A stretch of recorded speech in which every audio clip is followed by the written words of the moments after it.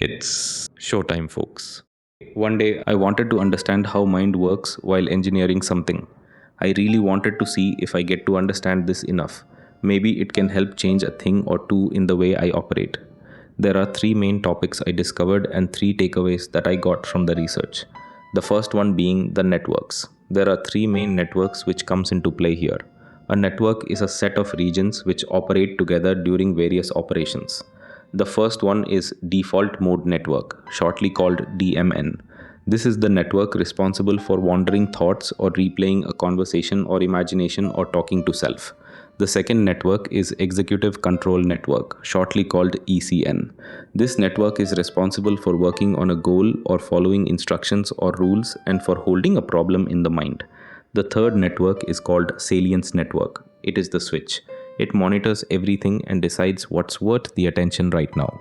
DMN and ECN work like exclusive switches. When one is on, the other is off. Implementation, debugging, refactoring, or for any other thing whose shape is already known, the ECN network stays on. Brainstorming, architectural thinking, and for other discussions, the DMN stays on. Now, a genuinely new idea or creative solution doesn't come from either network working intensely. It actually comes from switching between them. Yes, it did sound strange. Betty and team in 2018 found that a person's creative ability was reliably predicted from connectivity within a network spanning default, salience, and executive systems. In other words, the strong characteristic of a creative brain is to engage these usually opposed networks together. Now, why does a switch cause creative outcomes? Whenever a switch happens, the semantic distance is greater while thinking. What this means is, if mind has a vast graph in which the concepts that we know are nodes, greater semantic distance is associating weakly associated nodes. If ECN is active, the brain runs high confidence paths and it suppresses weakly associated links to stay on the task. This is the reason when we are stuck in a task for long and we are not switching networks in the brain, the same set of ideas keep popping up. And the switch is as simple as going for a walk, cleaning something, or just doing some really low effort work. It has happened to me so many times that when I'm stuck on something and postpone the decision because nothing is conclusive, I get the solution while driving home, while walking, or while taking a shower. The first takeaway is to be aware of the kind of work that is to be done and be conscious to do things to engage the right part of the brain. The second thing I researched is the flow state. I knew it is a state where time disappears, one thing leads to another, things just literally flows. But I wanted to understand what it means neurologically. The popular neuroscience story called transient hypofrontality claims that the executive hub, which is responsible for working on a goal or task handling, powers down.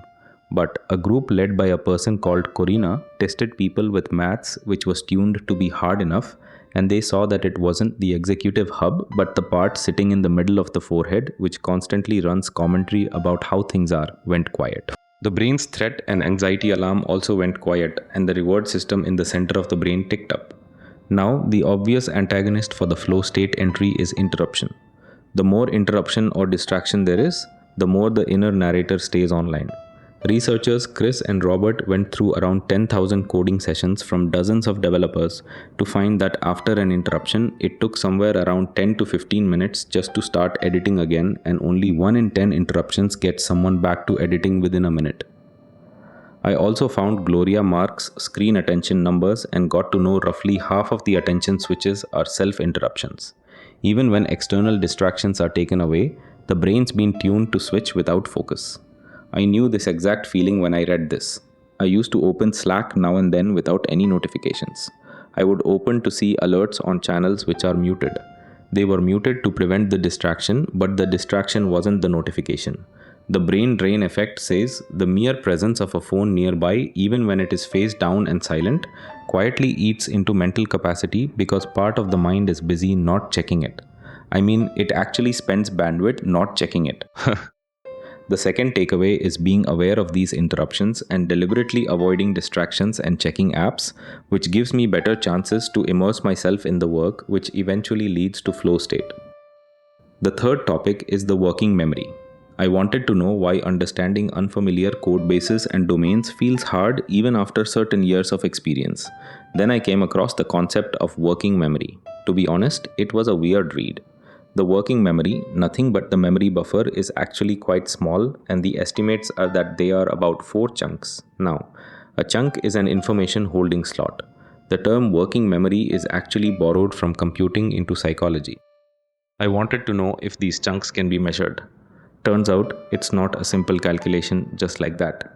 It depends on the ability to recognize patterns or compress information into recognizable patterns.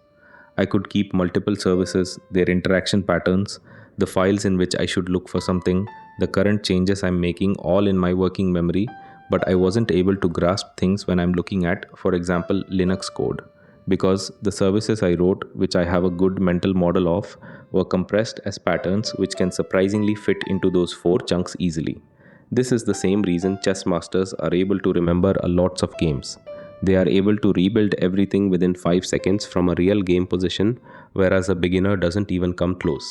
The same master, on the other hand, on scattered pieces and no real game patterns, lose all the advantage quickly.